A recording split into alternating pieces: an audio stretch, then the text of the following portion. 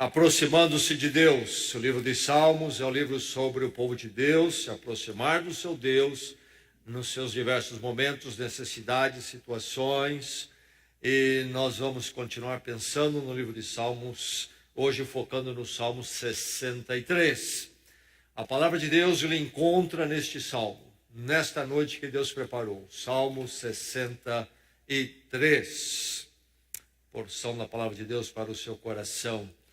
Antes, vamos lembrar o menor dos salmos que nos leva à mensagem, ao tema central dos salmos. Salmo 117.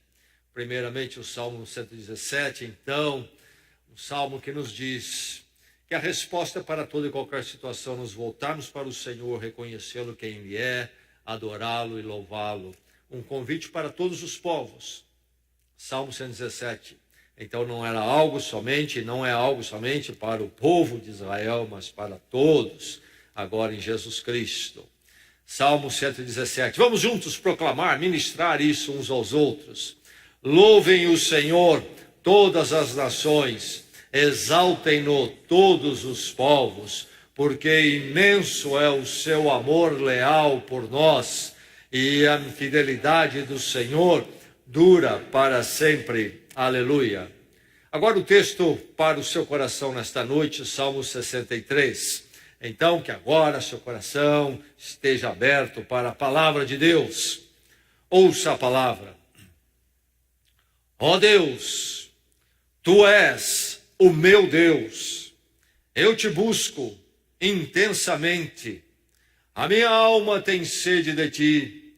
Todo o meu ser anseia por Ti, numa terra seca, exausta e sem água. Quero contemplar-te no santuário e avistar o teu poder e a tua glória. O teu amor é melhor do que a vida, por isso os meus lábios te exaltarão. Enquanto eu viver, te bendirei, e em teu nome levantarei as minhas mãos. A minha alma ficará satisfeita, como quando tem rico banquete. Com lábios jubilosos, a minha boca te louvará. Quando me deito, lembro-me de ti. Penso em ti durante as vigílias da noite, porque és a minha ajuda. Canto de alegria à sombra das tuas asas. A minha alma apega-se a ti, a tua mão direita me sustém.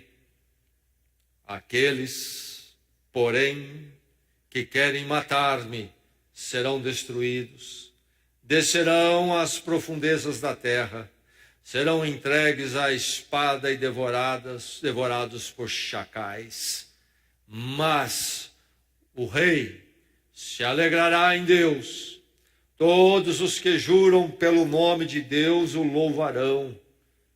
Mas as bocas dos mentirosos serão tapadas. Esta é a palavra de Deus. A historinha diz que um jovem disse para um senhor idoso, experiente, de que ele não encontrava Deus. O homem idoso professava uma fé profunda em Deus, diz a historinha. E o jovem diz: eu não encontro esse Deus que você está dizendo, que encontrou e reconhece e crê nele. E diz a historinha que havia por perto uma grande bacia, um tacho com água. O homem idoso era bem forte, e o jovem mais novo, não tão forte como ele, mas franzino.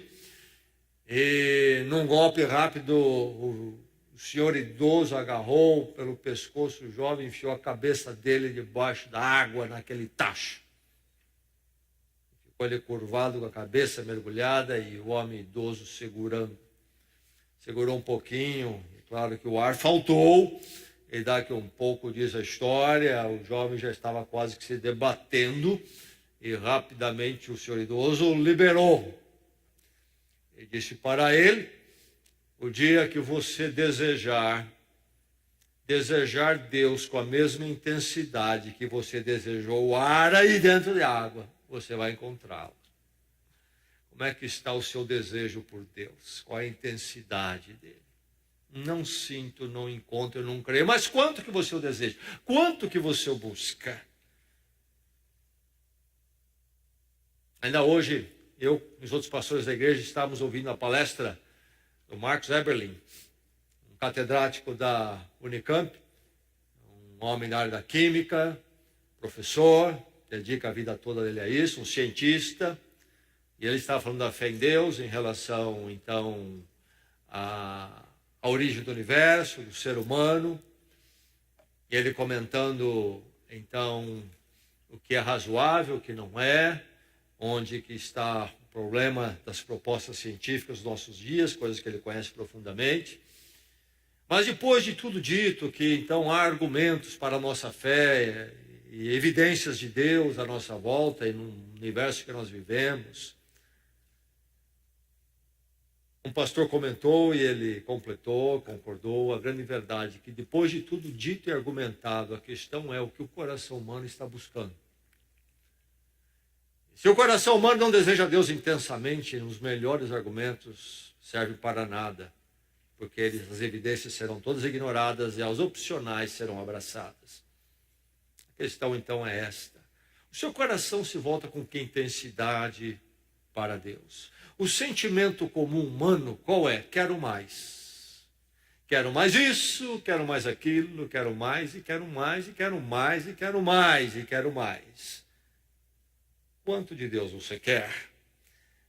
Quanto de Deus você quer? Há um quero mais incessante em você em relação a Deus ou não? E aí nós encontramos neste salmo, um salmo maravilhoso. Encontramos estas expressões: eu te busco intensamente. Algumas versões antigas dizem eu te busco cedo. Temos até um cântico que diz logo de manhã vou te buscar. Porque no hebraico, no original, há uma questão ali de uma soletração mínima que pode ser um sentido ou outro, ficando a ideia de um advérbio de intensidade, te busco intensamente, ou pode ficar, então, te busco logo cedo, cedinho de manhã. Mas a questão é que as duas propostas, no fim, nos transmitem a mesma ideia. Aquele que começa cedo buscando a Deus, como esse salmo faz aqui, é aquele que busca Deus intensamente, ou não é? É aquele que há de navegar o seu dia no desejo de Deus e por Deus. A igreja ortodoxa coloca na sua liturgia para o uso diário, seu devocionário, este salmo como oração da manhã. Você começar logo cedo com este salmo: ó Deus, eu te busco intensamente. Primeiro pensamento, primeiro anseio do dia, quando a luz brilha.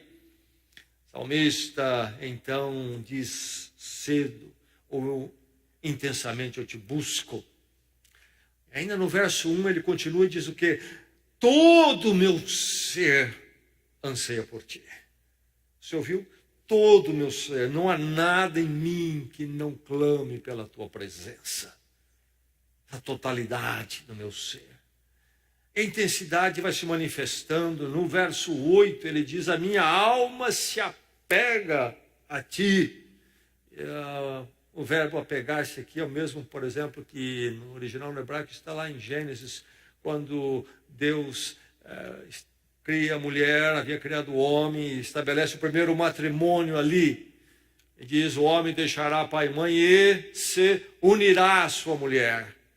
Esse apegar e unir é a mesma coisa, e no hebraico o sentido é muito forte da ideia do verbo. É unir, é se apegar, mas no sentido de colar, de cimentar, uma forma que fica muito solidária. A minha alma se apega a ti. Veja a intensidade do salmista. Este salmo fala desse desejo intenso que deve haver na minha vida e na sua, e nós haveremos viver diferentes e numa qualidade de vida superior que esse mundo não conhece, se nós realmente desejarmos Deus nessa intensidade. Deseje Deus intensamente, que você possa ter essa experiência. A palavra de Deus nesse salmo vem ao seu coração, à sua vida nesta noite, no meio dessa semana, para lhe questionar nisso. Você tem desejado Deus intensamente, lhe convidar a partir de agora a desejar Deus intensamente. Mais isso, mais aquilo, mais isso, mais aquilo. E aliás, talvez até oramos no primeiro momento do dia para dizer: ó Deus, me dê isso, me dê aquilo, ó Deus, eu quero isso, quero aquilo. Não, primeiramente eu desejo o Senhor. Eu te amo, eu te quero. Deseje Deus intensamente. Você deseja? Ou há outras coisas que você deseja intensamente e não Deus? Eu desejo Deus, mas não intensamente. Deseje Deus intensamente, mesmo na dureza do deserto. Este salmo é nos apresentado como o Salmo de Davi, no título. Esses títulos são colocados ali, tem o nome do autor, nos livros de Salmos, não fazem parte do texto original, mas são antigos. Foram posteriores, mas eles indicam, em geral, bem quem é o autor e, às vezes, até a situação do Salmo. São respeitados historicamente, eles vêm lá desde antes de Jesus Cristo. E tudo indica este salmo, então, é um salmo do rei Davi. Estamos falando 10 séculos antes de Cristo, quando ele reinou. Grande rei de Israel. Grande rei de Israel.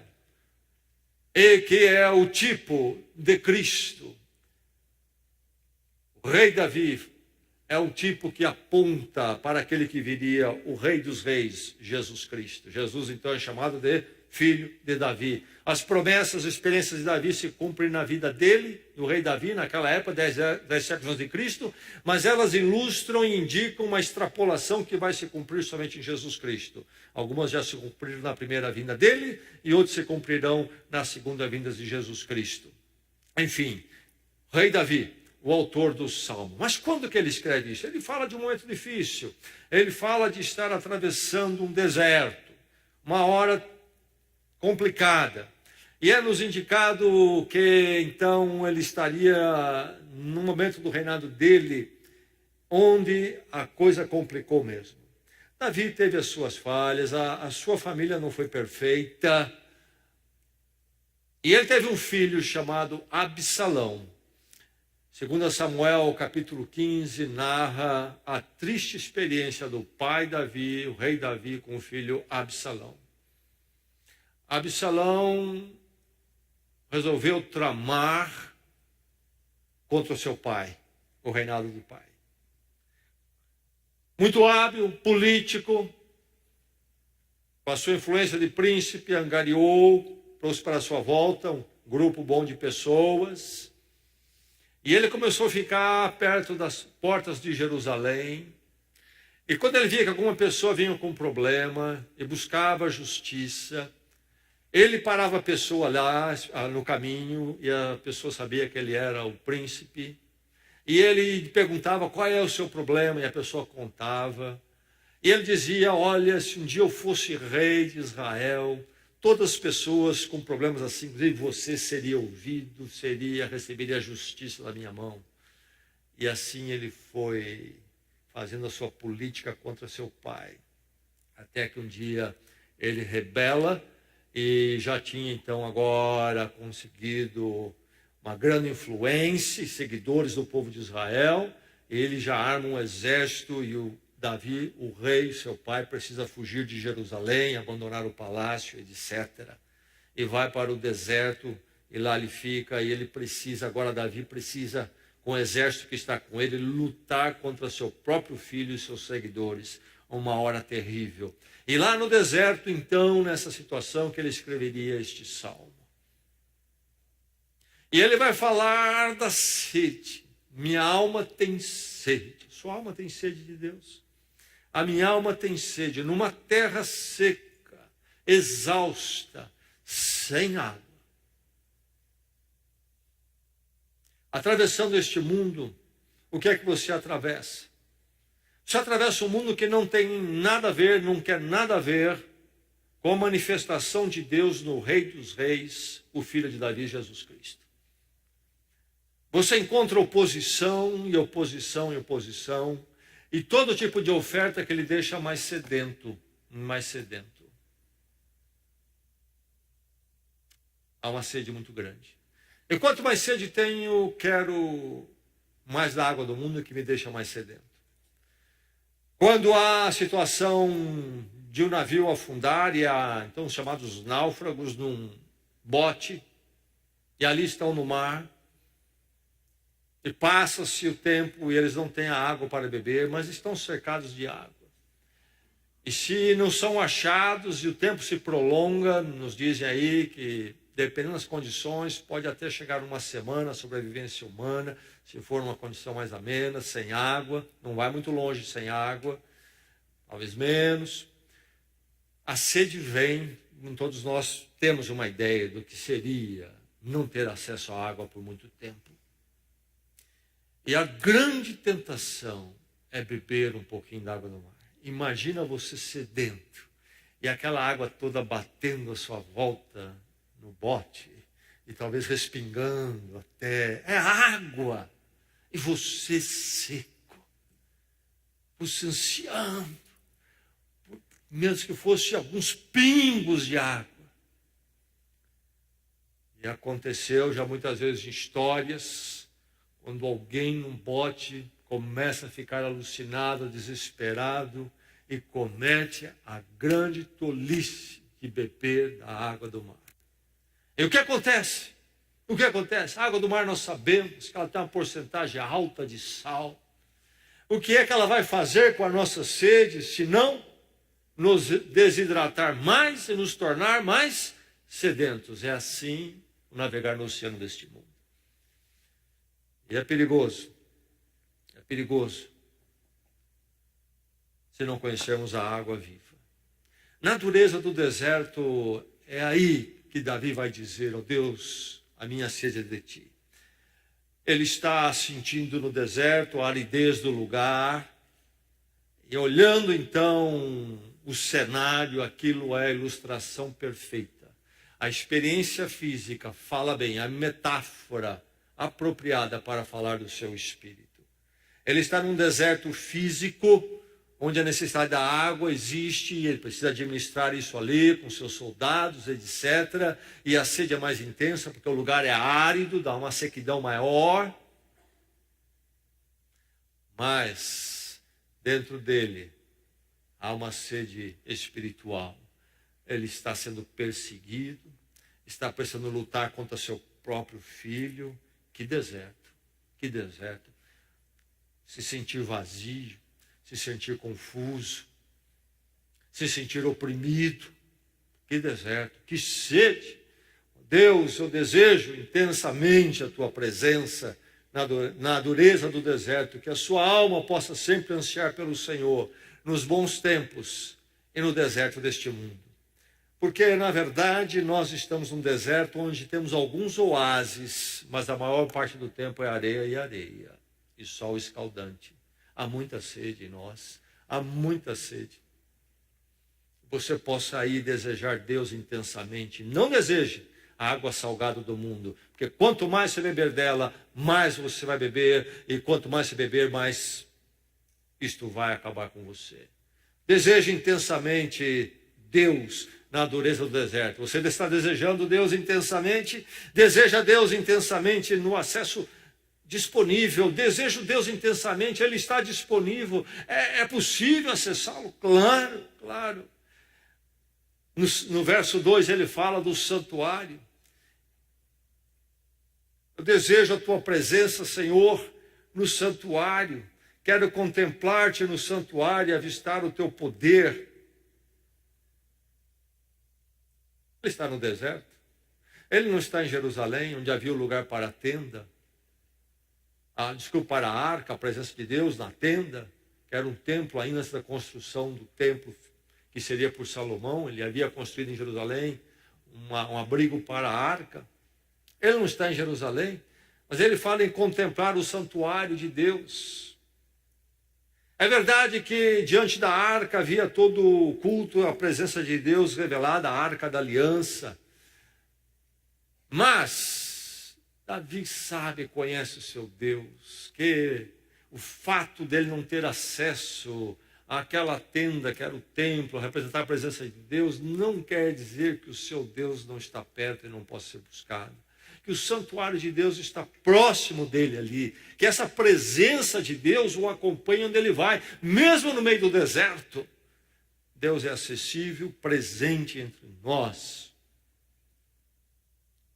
O Senhor Jesus teve uma conversa com a mulher samaritana em João 4, não é verdade? A mulher samaritana pergunta a ele onde é o lugar de adoração, é em Jerusalém, ou é aqui como nós samaritanos pensamos, no Monte Gerezim. Jesus diz, olha, mulher, chegou a hora que o Deus busca aqueles que o adoram em espírito e em verdade. Não é uma questão de lugar, mas da sua busca em espírito e em verdade. A mulher foi buscar água no poço e Jesus disse para ela, eu sou a água viva. Eu sou a água viva. Enfim, aí está ele olhando para essa presença de Deus e ele fala sobre levantarei as mãos. O que ele está dizendo? No deserto ele levantar as mãos. Porque essa era a expressão dos sacerdotes que mediavam a presença de Deus para o povo de Israel antes de Jesus Cristo, realizando os sacrifícios do holocausto, que falavam do sacrifício de Cristo na cruz, o sacrifício final, eram figuras, metáforas daquilo que seria realizado então de forma plena de uma vez por todas, e os sacerdotes levantavam as mãos representando o povo, como que esperando a graça de Deus que seria dada para receberem a graça de Deus. E agora Davi diz que ele levanta as mãos. O clamor sacerdotal, Deus, precisamos da tua graça e misericórdia, do teu perdão. E ele fala sobre estar debaixo das asas de Deus. Havia a arca da aliança, dentro da tenda, que era um templo provisório. A arca que representava o pacto de Deus com Israel. Lá dentro estava uma porção do maná, aquele pão que Deus deu a eles no deserto, antes de chegarem à terra deles prometida. Estava ali dentro as tábuas da lei que Deus havia dado a Moisés. Lá está a arca. A arca que representa a aliança, o pacto de Deus com o seu povo.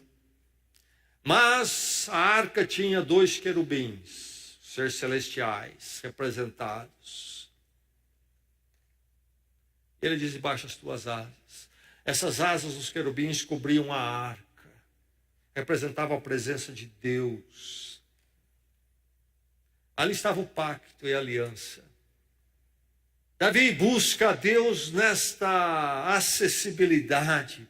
O santuário está no deserto onde eu estou. Meu Deus está comigo onde eu estou. E com as mãos levantadas eu busco porque Ele tem graça para me dar. E Ele é um Deus do pacto, da aliança em Jesus Cristo.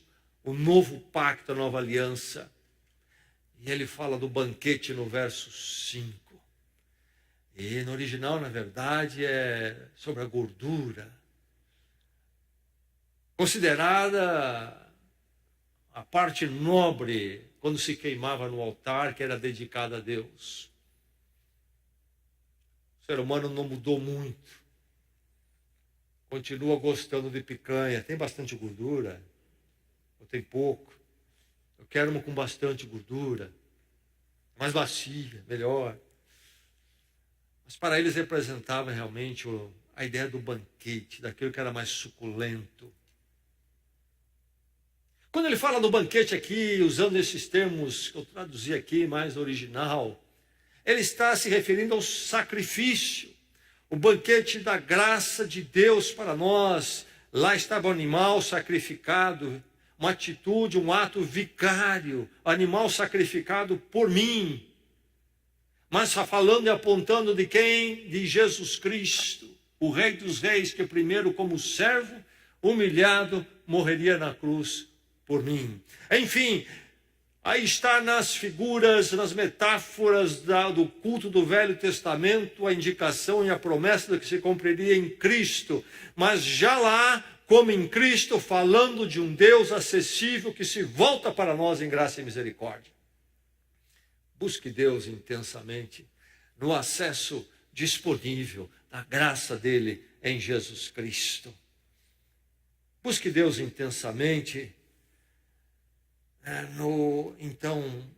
nessa graça em Cristo, no pertencer pessoal.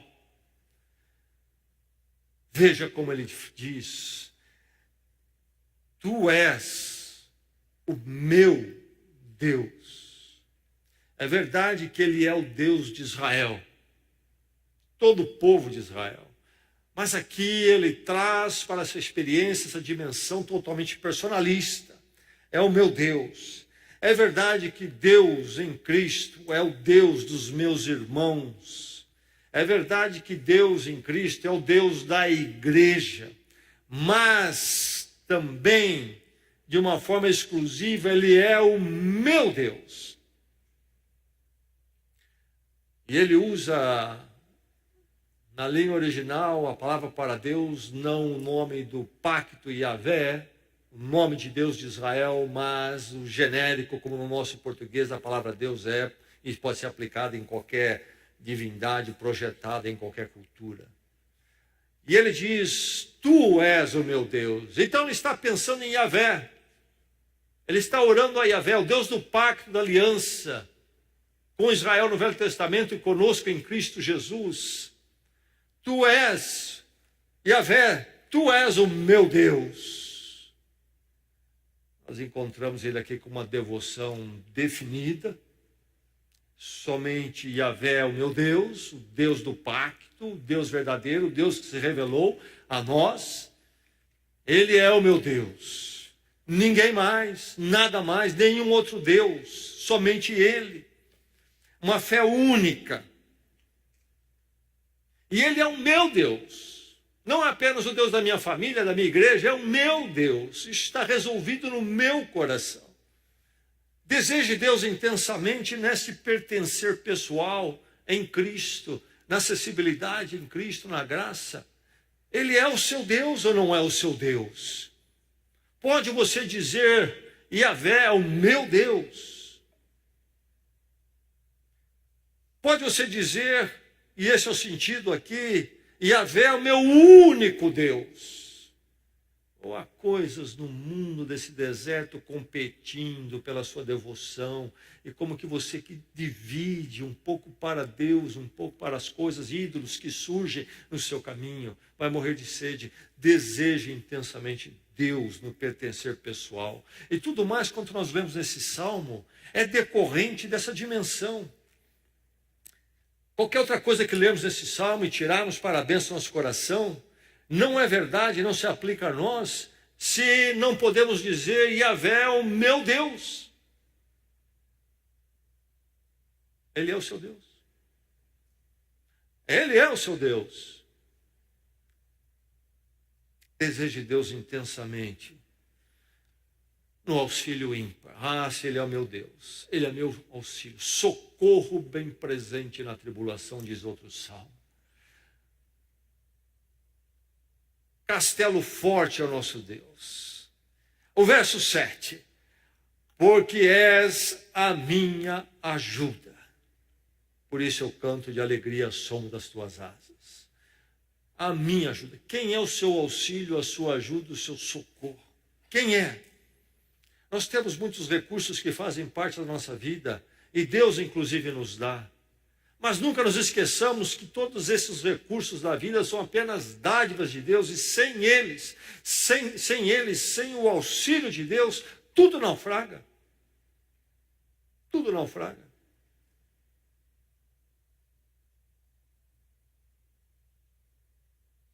Lembro lendo um artigo, não muito tempo atrás, creio que 1 ano, 2 anos no máximo, de uma família frustrada, desapontada, desassossegada, porque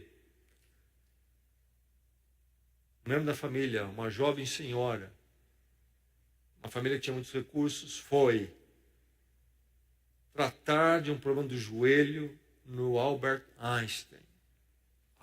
Quem pode ir ao Albert Einstein? Esse tem um acesso ao tratamento médico de primeira categoria, e lá sabe o que acontece? Ninguém morre naquele hospital. É o que o pessoal pensa. E esta jovem senhora veio a falecer de uma cirurgia, a partir de uma cirurgia com complexões no joelho, no Albert Einstein. E eles não se continham. Meus irmãos, nenhum socorro, nenhum auxílio é alguma coisa se não for o auxílio do Senhor. Se Deus nos der recursos aqui e ali, amém. Mas nunca venhamos a nos confundir que o nosso socorro, o nosso auxílio é o Senhor. Deseje Deus intensamente, porque és a minha ajuda. A tua mão direita, diz o verso 8, me sustém. O verbo é forte. Segura, mantém. Se eu estou em pé, se eu estou aqui, se eu estou podendo falar com vocês, se hoje eu sair da cama, é porque Deus me susteve. Porque se Ele tirar o sustento dele, meu irmão, vocês não me viriam aqui hoje. Não importa quanto eu tenho, o que eu não tenho, não estaria aqui hoje. Exato. E lá fui eu. Eu estou aqui e paro em pé porque Deus me sustém. Eu ando e dou algum passo porque Deus me sustém. Nem esse passinho eu daria se Deus não tivesse me sustento. Não, porque eu faço academia, sou forte. Se Deus me sustém, nada adianta. É a conta no banco, é o político, é o partido, é o patrão, é meu emprego, minhas posses. Meu irmão, se Deus não sustenta, não há nada. Existe a graça comum. E Deus olha até pelo ímpio aí, enquanto a graça dele perdurar. Mas é Ele sustenta, porque se Ele não sustenta, tudo se vai. Deseje Deus intensamente. Ele é o socorro, o seu auxílio. Deseje Deus intensamente. Então, nessa devoção incorporada, sabe? Essa devoção que passa a fazer parte do seu ser e se confunde com o seu ser, e se confunde de tal forma que vira a sua marca, inclusive, e as pessoas olham para você e dizem, bem, conheço ele. Ele é alguém que é do Senhor. Eles vão usar talvez nomenclaturas próprias deles, por não conhecerem. Ele é um crente, ele é, não é? Porque vem que a devoção a Deus e a sua pessoa não há como separar, e te conhecendo a evidência é muito forte. Aquela brota, jorra, rapidamente. Já aconteceu com você? Às vezes começa a conversar com um estranho em pouco tempo e ele pergunta, você é crente? O jeito de falar é diferente. Ah, uma devoção, jeito de se posicionar em relação a questões. Enquanto eu viver, diz ele, te bendirei, e em teu nome levantarei as minhas mãos. Ato de devoção. Verso 4 e o verso 5. Com os lábios jubilosos. Você ouviu a palavra aí? Com os lábios jubilosos, isto é, de forma muito ruidosa, vibrante, de forma muito colorida, com lábios jubilosos. Já viu como algumas pessoas cultuam com lábios nada jubilosos na igreja de Jesus Cristo? Já viu isso aí? Já percebeu? Já falei aqui, não é? Aqueles que fazem o culto peixe, não é assim? Olha o júbilo dele. Com os lábios jubilosos, a minha boca te louvará. Abre a boca, meu irmão, e louva a Deus. Você fala de tanta coisa por aí, fica entusiasmado com tanta coisa nas conversinhas. Abre a boca, seja jubiloso na presença de Deus. Essa devoção. Olha para ele e fala, esse aí realmente, olha como ele canta, olha como ele fala. Levanta as mãos, tudo que é lugar, ele está levantando, ele está sempre confiando na graça de Deus, esperando a graça de Deus.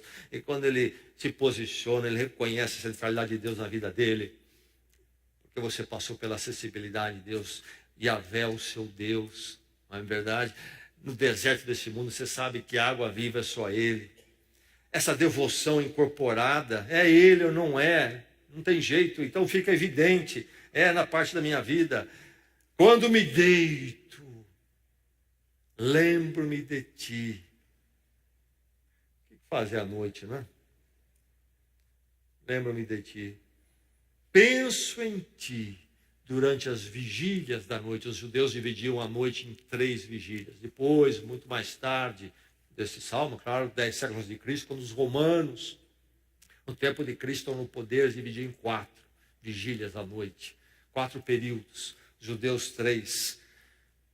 Isso especialmente para a vigília militar. E aqui está ele em campanha militar, no deserto, guerreando, as vigílias. O inimigo vai atacar, sobressalto, vigiando, atento.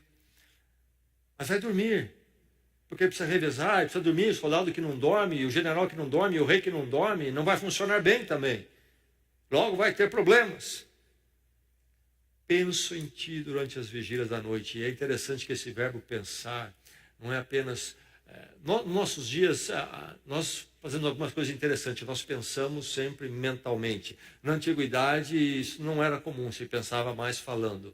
Aliás, na antiguidade, era desconhecido o ato de ler mentalmente. Sempre se lia com a voz. E aqui pensar é murmurar, sussurrar. Então não está só na cabeça dele, não. Penso em Ti durante o dia da noite. Ele está lembrando as verdades de Deus. Ele está falando para ele mesmo, né? Conversando sobre Deus com ele mesmo. Essa devoção incorporada, esse andar com Deus, esse cultuá-lo sempre no meio do deserto, longe do templo, longe da igreja. Lá estou eu na presença do meu Deus, cultuando em todos os meus caminhos, nas minhas vigílias. E como é preciso vigiar as vigílias da noite deste mundo. Devoção incorporada, desejo Deus intensamente. E assim desejando, quem é? Como é que se porta o coração deste que diz, Yahvé, o meu Deus? Aquele que tem a certeza da justiça. Vivemos num mundo injusto. Um mundo onde a justiça predomina, habita. Mesmo com o esforço da justiça humana, quando feita de forma correta, ela não responde a todas as injustiças desse mundo. E nós sofremos de uma forma particular, como discípulos de Cristo, nesse deserto de um mundo, universo longe de Deus. Sofremos muitas vezes opressão, perseguição, oposição. E às vezes um sofrimento maior, como Davi enfrenta aqui, quando se levantam contra ele. Que situação tremenda. Meu irmão, minha irmã, a coisa vai ficar assim. O injusto prevalece, está tudo certo. Os maldosos desse mundo saem por cima e vão ficar por cima e acabou. Aqueles, porém, que querem matar-me, diz o verso 10, serão destruídos, descerão à profundeza da terra. O verso ainda diz, ao verso 9, o verso 10, serão entregues a espadas e devorados por chacais. Devorados por chacais é uma figura muito forte do corpo que é abandonado no deserto, os animais vão lá. Era uma experiência para o judeu muito humilhante não ser sepultado, devorado pelos animais no deserto. Alguns leem, nós lemos esse salmo, ficamos até horrorizados, na verdade. E o verso 11 acrescenta, as bocas dos mentirosos serão tapadas. Irmão, a verdade é a seguinte, todos nós ansiamos por justiça. Ou a justiça, ou a vida não faz sentido. Se todas as injustiças deste mundo que estão por aí, caminhos tortos, não forem trazidas algum dia uma justiça infalível e plena, e aqueles que nos fazem mal não forem trazidos a justiça um dia, a vida não faz sentido. É um absurdo. O mal prevalece. As pessoas que não creem em Deus, não conhecem a Deus, tentam manter os princípios cristãos sem Deus. Tipo, nosso popular filósofo carnal na televisão, que agora dá de pregador, mas sem Deus.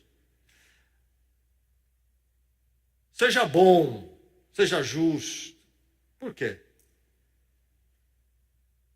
Porque é melhor, você se dá melhor na vida. Quem disse isso? Meu irmão, conheço de gente que é torta, injusta. Se for olhar no sentido pragmático de resultado, eles saem bem melhor do que eu. Manobra daqui, manobra de lá.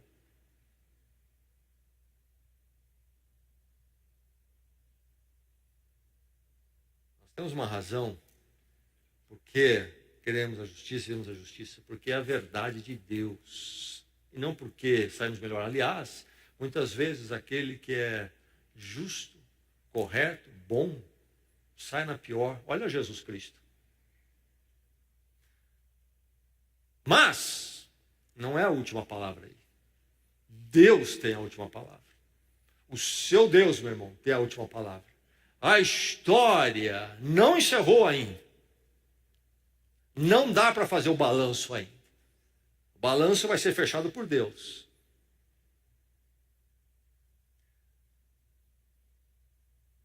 O que ele está falando aqui? Palavras duras, difíceis. É um clamor pela justiça de Deus. Não é uma proposta dele ser um justiceiro. Ele não diz, com Deus eu vou fazer justiça aqui. Não é isso que ele diz. Ele pede a justiça que Deus execute. Que Deus executará, aliás, no futuro. Ao olharmos a injustiça no mundo, nós podemos, na nossa opressão, irmos a Deus e pedirmos justiça. Mas, meu irmão, a justiça Deus fará. E Ele fará perfeita. Essa promessa de justiça nas Escrituras, que são escatológicas, fala desse cumprimento que se dará nos últimos tempos. É em Cristo Jesus. E tudo será nivelado e toda a justiça será feita. Deseje Deus intensamente, na certeza da justiça nas mãos dele, o Senhor da história. Nas suas lutas, no meio desse mundo, de um mundo tão injusto, tão difícil. Ou é esse sentido, ou não tem sentido a vida. E aí, então, deseje Deus intensamente na salvação garantida. O teu amor é melhor do que a vida, diz ele no verso 6. Amor, a palavra do hebraico preciosa, recebe. Difícil de traduzir. O teu amor é mais, é amor, aí então algumas traduções, algumas situações, coloca mais um adjetivo para tentar expressar a totalidade. É este amor leal, é este amor às vezes é infalível, é este amor pactuado, este amor que nunca falhará. É o amor de Deus, recebe. O meu amor falha, o seu falha. O seu amor por mim falha, o meu amor por você falha. O meu amor por Deus falha, o seu amor por Deus falha. Mas o amor de Deus para conosco em Cristo não falha e nunca falhará. É agora e está garantido para todos sempre. Por isso o teu amor é melhor do que a vida. E aqui vida a totalidade, inclusive todos os recursos que ele tinha para se defender, o seu exército. O amor de Deus é melhor do que tudo isto. A certeza de que eu sou dele e que ele me tem para ele e não vai largar de mim, apesar de mim e para todos sempre. Essa salvação garantida. E aí ele vai colocar essa frase interessante, porque ele vem no Salmo todo na primeira pessoa. E quando ele chega no verso 11, ele muda para a terceira pessoa, falando dele. Mas o rei se alegrará em Deus. E ele está olhando para o futuro, a certeza da salvação que viria imediata para ele, ainda em vida, naquela situação que ele vivia com seu filho Absalão. E é verdade, ele é o rei, e ele ainda se alegrará na vitória, na salvação de Deus daquela situação de conflito político, social. Porque Deus está escrevendo, montando a história de Israel para revelar Jesus Cristo. Mas Davi manifesta nas Escrituras como tipo do Rei dos Reis, Jesus Cristo. E por isso a terceira pessoa que faz sentido, porque ele está se referindo a ele, mas a alguém mais também. O Rei Jesus Cristo se alegrará em Deus. A Bíblia fala da alegria de Cristo quando ver a sua obra toda completa no fim dos tempos. E aí, diz ele, e fala de mim e de você depois ainda. Não somente o rei se alegrará em Deus, mas todos os que juram pelo nome de Deus o louvarão. Isto é, todos aqueles que estão pactuados, comprometidos com Deus e a sua graça. Um salmo profético aqui. Nós ainda estaremos além um dia desse deserto, além das vigílias da noite. Um dia quando nós veremos a alegria de Cristo. E também nós nos alegraremos com Ele para todo sempre. Deseje Deus intensamente. Deseje Deus intensamente. Você tem desejado? Como você buscaria o ar se a sua cabeça fosse enterrada na água e alguém segurasse? Você tem a mesma intensidade? Você deseja Deus mais intensamente do que você deseja trocar o seu automóvel, por exemplo? Do que você deseja, talvez, o bem merecido ou necessário, aumento de salário, um bom negócio a ser fechado? Você deseja Deus intensamente, meu irmão? Você poderia começar o dia com este salmo? No meio dessa semana, o santuário, a presença de Deus em graça e misericórdia está perto de você, acessível. Deseje Deus, clame por Ele, ande com Ele, e Ele o levará para a salvação garantida eterna. Vamos orar.